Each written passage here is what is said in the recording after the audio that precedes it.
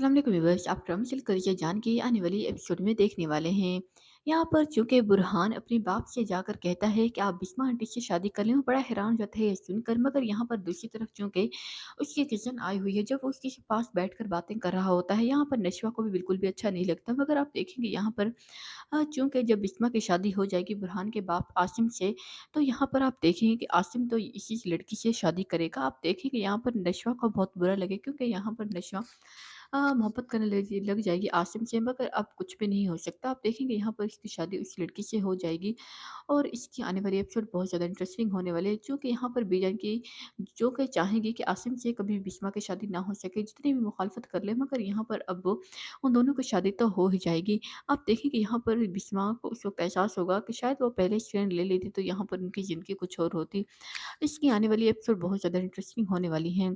इस तरह के मज़ीद ड्रामे और रिव्यूज़ के लिए मेरे चैनल को सब्सक्राइब करें।